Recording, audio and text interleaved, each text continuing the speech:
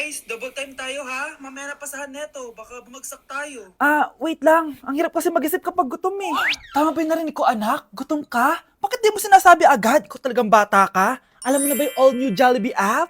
New Jollibee app? Yes, anak! Nag-explore kasi ako and they have the best prices online. At dahil bago lang yung app, may mga freebies like peach mango pie and chicken joy super meal pag new user ka. Plus, may free delivery pa. Ang convenient, nice! Sulit pala ang all new Jollibee app. Yes, anak! Mas madali na mag-order dito sa new app. In just a few tap, nakapag-order na agad ako. Wow, Nay! Bongga!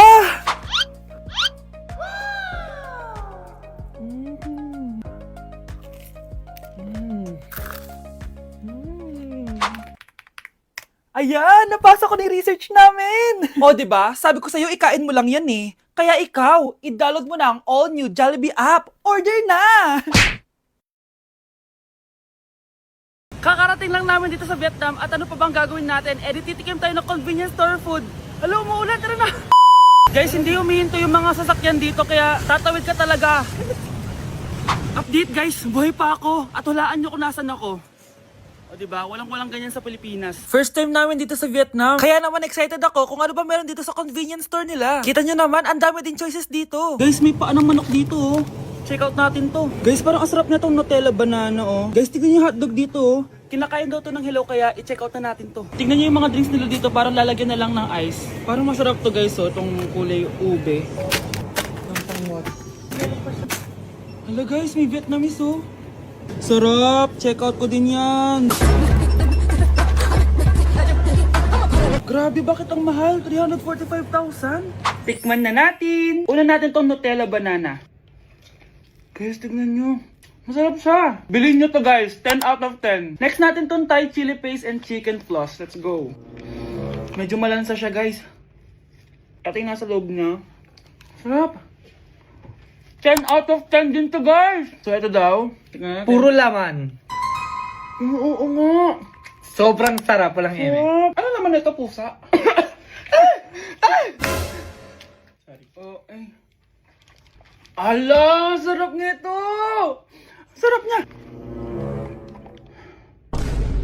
1 million out of 10! Next natin tong hotdog nila na hindi na niluluto. So, ganito siya guys. Pinil ko lang siya. Ang sarap! 9 out of 10 to sa akin. Next natin tong mix na spicy Korean chicken. Ayan, ganito yung tsura niya. Sarap siya. Hindi ko sabay. Sarap kaya. 8.5 out of 10. Masarap siya. Next natin tong Chan Garotyong na chicken feet or paa ng manok. Chicken feet talaga siya. As you can see, boneless siya. So wala na ata siyang boneless siya. Ayan guys. Hindi pala siya boneless, may buto siya. Oh. Ayoko siya. 2 over 10 lang siya talaga guys. Okay, next naman itong mga barbecue nila. Ayan, iba't ibang flavor siya. 6 over 10 lang to sa akin. Okay guys, next ito, parang chicken ata. May lasa siyang efficacent oil. Ayoko to. 3 over 10 lang to sa akin. Ito guys, medyo spicy. Oo nga, lasang efficacent oil.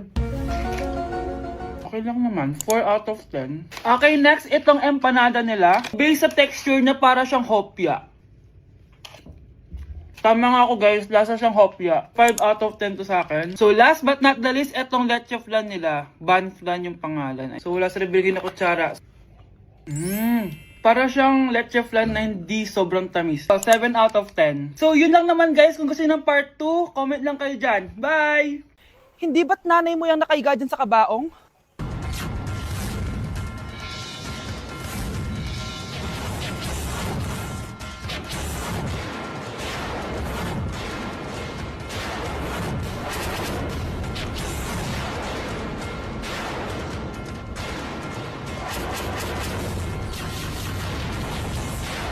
First time ko pumunta sa mga gantong event guys. Kaya tara, samahan niyo ako. Good morning guys! May pupuntahan na naman tayong event, no? Medyo kinakabahan ako guys kasi first time ko mag-attend sa event na ako lang mag-isa. Ano pa ba ang una natin gagawin? Di lumamon agad. Gutom na gutom ako dyan guys kasi di pa ako nagbe-breakfast. At eto na, pinalakad na ako sa red carpet. Kala mo talaga eh. Grabe, ang daming tao dito. Kasama ko nga pala si Ate Lenny. Ang sasarap din ng mga pagkain dito. At ang dami ding artista. Kaya pala ako nandito kasi 37 Star Awards for Television. Syempre, by PMPC. Alam nyo ba guys? Ang daming mga artista dito. At sure akong kilala nyo sila. Nag-perform din ng Kairen, sobrang galing nila. Tapos ayan, nagbibigay na sila ng mga awards. At ang nanalong Bingo Plus Male and Female TV Star of the Year is si Miss Rian Ramos at si Mr. Sam Versosa. Kaya naman, congrats po sa lahat ng nanalo ng PMPC Star Awards. Hello guys, hindi ko expect na mananalo din ako. Joke lang po. Sobrang dami ko natutunan for today's event. Kaya naman, pupunta na ako ng Vietnam. Bye guys! Kuya, try mo po yung sikat na mango na ice cream. Mango na ice cream? Mango is my favorite flavor, so let's try it. Wow, parang ang sarap niya. Tara, bili tayo. So, papunta na ako sa convenience store para hanapin yung famous na mango na yan. Sabi nila meron daw dito sa Vietnam. Kaya pumunta ako dito sa Circle K. Guys, meron dito oh. Hello, kompleto. Guys, excited na ako matry ito. Bilhin na natin. Grabe, napakamahal naman ng mga yan. Ayan guys, binili ko yung mango, yung lemon, tsaka yung peach. Eto na sila. Tikman na natin. Unahin na natin tong si mango kasi ito yung pinakasikat. Sirain ko na. Wow! Mukha talaga siyang mangga in real life, guys. Tapos dito siya hahawakan. Okay, unang kagat.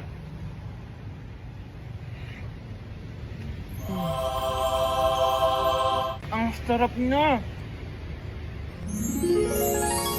Lasa talaga siyang mangga, promise, na may konting gatas. Medyo maasim din siya na onte. 10 out of 10 to sa akin, guys. Okay, next naman itong peach.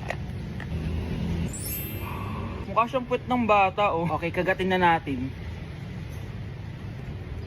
Ang nostalgic ng lasa niya. Nangingilo ako guys, sobrang lamig. Pero ang sarap niya, hindi siya sobrang asim, hindi rin siya sobrang tamis. Like, sobrang sakto lang talaga. For me, 9.5 out of 10 to. Okay, last, etong lemon. Wow, mukha talaga siyang lemon, no? Okay, unang kagat. Ba't parang wala siyang lasa? Tapos hindi rin siya lasang lemon. Parang ice cream na wala lasang wala. Wala akong nadalasahan. Alam ba kami sakit na ako? 2 out of 10 lang to sa akin kasi hindi niya ako na-satisfy. For me, masarap naman sila kaya itry nyo guys. At kung may gusto pa kayo ipatry sa akin, itatry natin yan. So comment lang kayo guys. Bye! Christmas music ba yun? September 1 na pala.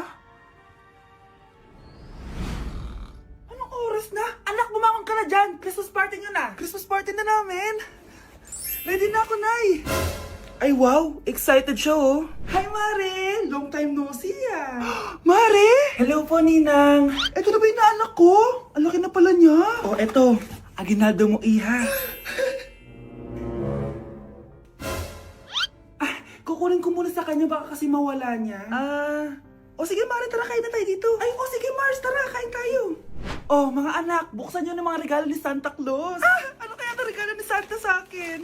Sana slime to. Wow, ang ganda naman ng damit na to. Ano to? Deodorant? Alam kasi ni Santa na maasim ang kilikili mo. Nayo! Okay, dalawa, tama na yan, ha? Nakakamiss maging bata.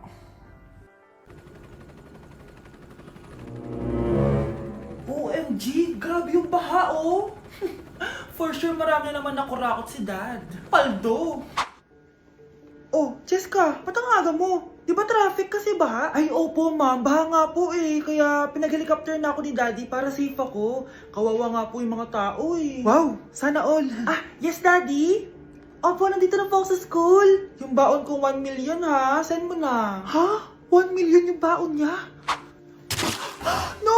Binasa mo yung Chanel bag ko! Sorry, Cheska. Alam mo ba kung magkano to, ha? 600,000 to! Mas mahal pa to sa bahay nyo! Napakamahal naman yan. Whatever. Papabili na lang ulit ako. Salamat ka, mabait ako. Nahiya naman tong 300 peso na bag ko. Be, tara sa kantin. Nag-crave ako ng siomay tsaka ng kwek-kwek. Tara. Pwede bang sa Wolfgang na lang tayo mag-lunch? Hindi kasi ako sanay sa mumurahing pagkain. Be! Anong kala mo sa akin? Anak ng CEO? Ano ba yan? Hindi ba kayo binibigyan ng allowance ng daddy nyo? Ako na nga lang. Hindi ka naman ganyan dati. Okay, class. Si Cheska na ang bago nating treasurer. Ma'am, wag si Cheska. Kukurakutin niya lang yung class funds natin. Parang tatay niya. Flood control, ayaw. Gastos, gusto. Kaya mayaman si Cheska kasi korap ang pamilya niya. Ang laki ng tax na binabayaran ko. Sa Disney Princess pala natin napupunta lahat. Habang kami, binabaha na dito. Ikaw pa helicopter lang. Wow, napaka-lavish mo naman. Tsaka, pairam muna ako nito Chanel bag mo ha. May ambag din ako dito, no? Hindi kami titigil hanggat walang nakukulong. Deserve nyong magdusa. Kaya hindi umuunlad ang Pilipinas dahil kinukurakot nyo. Mahiya naman kayo! Don't stop shaming them. Deserve nila yan. Mainit ang mata sa atin ng mga tao. Kaya siguraduhin nyo na magmumukha tayong malinis, ha? Dad! Alam na nilang lahat! Nadidepress na ako! Binabash nila ako sa social media. Tapos kanina sa school, binubuli nila ako. Nasisira image ko. Ayusin mo to, Dad! Gumagawa na ako ng paraan, anak. Pero sa ngayon, kailangan ko muna kayo palipad sa Amerika para safe kayo. Okay, Dad. I'm calm. Bigyan mo ako ng 10 million pang shopping ko doon, ha? May mga mag-iimbestiga dito. Kaya lahat ng mga luxury cars namin, itago nyo muna. Hindi nila pwede makita yung mga yun. Base sa report na binigay sa akin, may ghost project daw kayo. Totoo ba yun? Wow! It's a yes or no question. Bakit di ka makasagot? Your Honor, kakusapin ko po muna yung lawyer ko. Ang kakapal nyo. Halata naman sa mga kilos nyo na guilty kayo. Kamusta na kaya sila, Mom and Dad? Sana okay lang sila. Nawala sa garahe ang 10 sa 12 luxury cars. Pati mga sasakyan tumakas na. Hindi kami papayag na hindi kayo mananagot. Hindi kami mananahimik sa issue na to. Anak! Umagang-umaga, cellphone agad hawak mo? Tingnan mo ito napanood ko. Huwag mag-cellphone agad pagkagising mo sa umaga kasi pinapataas mo lang ang stress levels mo. Ano ba naman yan, Nay? Oh, doktor na may sabi ha. Tigilan mo na yan. Maniniwala pala tayo sa doktor. Sige. Grabe, ang init. Paliligo na nga ako. Nay, may napanood ako oh. Kung may nagsabi sa'yo na dapat kang maligo araw-araw, isang malaking kasinungalingan yan. Oh, sabi ng doktor, Nay, bawal daw maligo araw-araw. Ba't ka naliligo? Oh, sige, din ako maliligo. Kung akala mong healthy ang mga prutas, pakinggan mo tong sasabihin ko. Oh, Nay, nagsalita na yung doktor ha. Huwag ka na kumagat dyan. Pati ba naman prutas? Ay, magmamatcha na lang ako. Kung akala mong healthy ang mga matcha, pakinggan mo tong sasabihin ko. Hala, sabi ng doktor, hindi daw healthy yung matcha, Nay. Huwag mo na inumin yan, ha? Pati matcha bawal. Sinisira mo ang utak mo sa paggamit ng mga betchin. Oh, Nay, sabi ng doktor, sinisira mo daw utak mo. Huwag ka na maglagay niyan. Tama na!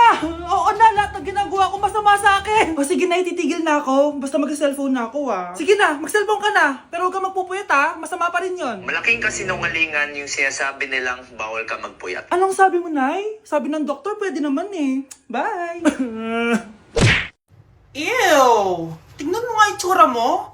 Hindi ka bagay sa school na to. Wala akong oras makipag-away sa Cheska. Talaga? Eh di bibigyan kita ng oras. Hoy, babae ka! Subukan mo saktan ng basic ko. Makakatikim ka sa akin. Look who's here. Ang BFF niyang squatter. Anong sabi mo? Aray!